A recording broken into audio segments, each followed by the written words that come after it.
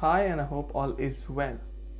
So, what are the five assets, or the five things that only and only rich people do own?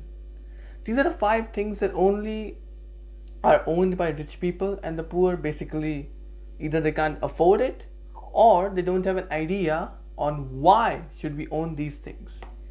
The three most important questions. The three most important questions are what, why, and how. For example, in this video, for instance, when I'm talking about an asset, it's like, what asset should I own? How should I own it? And I don't know, why should I own it? The important questions. So basically, for me, assets are a piece of asset. Just kidding, I'm sorry. Assets are basically nothing but things that are going to give you something, that are going to give you some output, the value of which will appreciate rather than depreciating. Now, if you think that getting a car, getting a limousine, getting a Ferrari, getting a Lamborghini, getting a Porsche is an asset, then I'm sorry, it is not an asset, rather, it is a liability. Because every year a particular proportion, a particular percentage of that metal, or rather say of that asset, is going to depreciate rather being appreciating.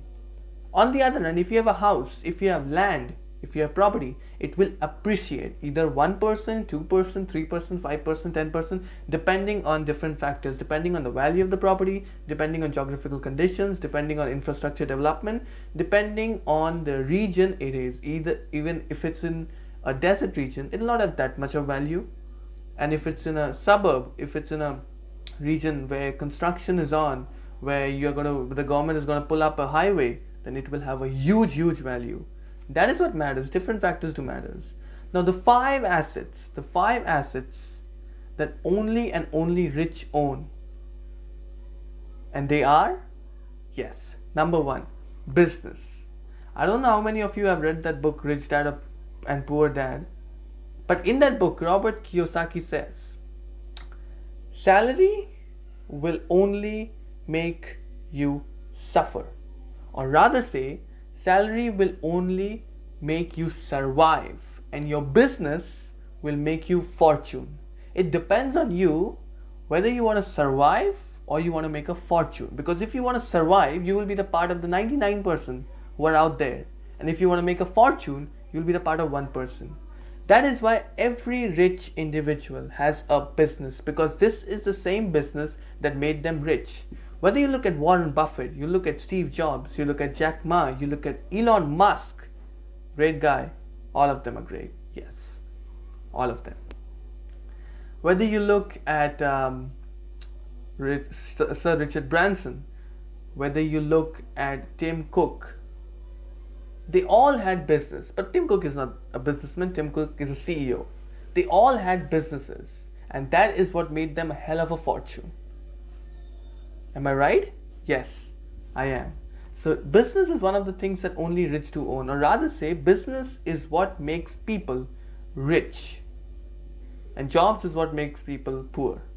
I don't know, but business is what makes people rich, and that is why the rich have business.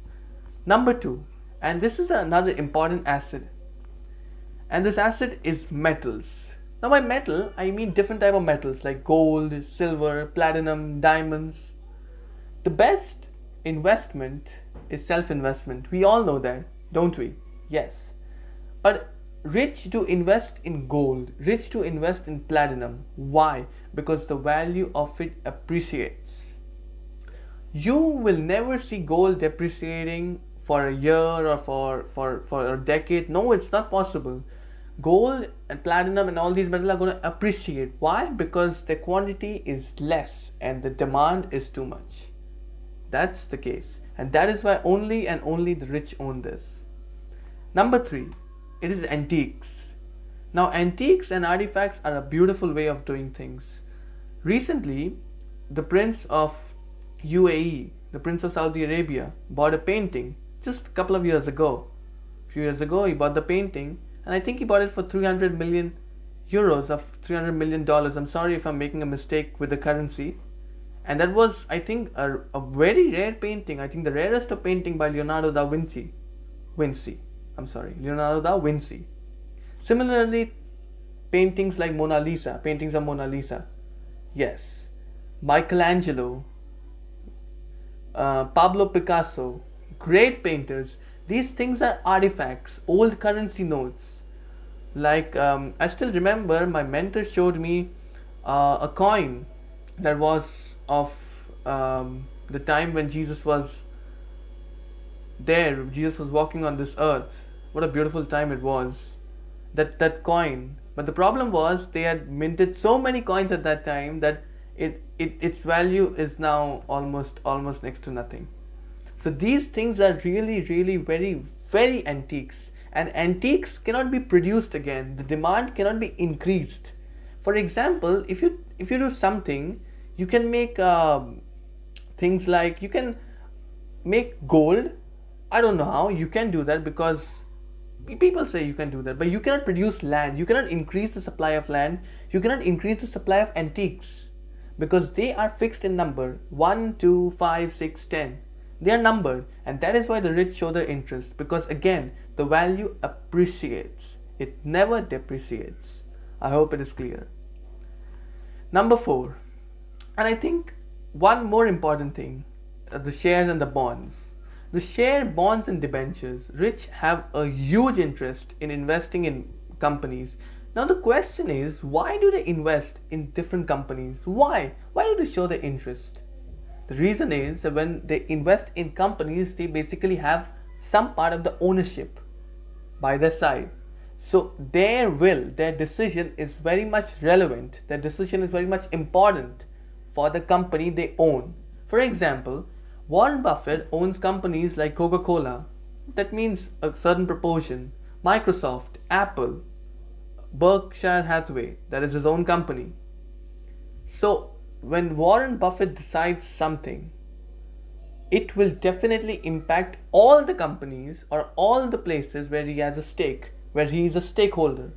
That is why the rich shows so much interest in shares, debentures and bonds. Last but never the least, and I think this is really good. I know that this is really good, and I think we all need to have a look at this. And this is intellectual properties. Intellectual properties like copyrights, trademarks, patents, these all are another rare assets. So if you have a patent of a particular book, of a particular music album, of a particular artifact or an art piece, you're basically having gold. You basically have golden opportunity in your hands, because trademarks, patents, these things look very much legal, very much complicated, and to some extent they are complicated. But if you hold these assets, you hold gold, you hold raw gold in your hands. Now think about this. Coca-Cola never made any patents. Why? Because they never wanted someone, because if they had patented their formula, then that formula would have been out, which is still hidden.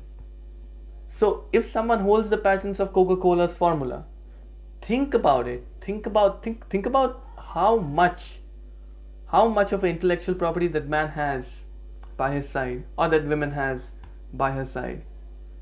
These are the things that make rich richer, and these are the things that make poor poorer.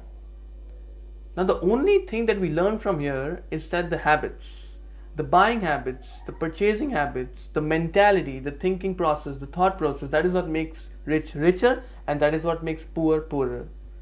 I'll see you soon. Thanks. Bye-bye. And by the way, if you want to read my new book, if you want to read my book that I published recently on Amazon, then the link is in the description. You can go there and read the book for free, and you can post your comments on Amazon as well. I'd love to hear from you. Thank you.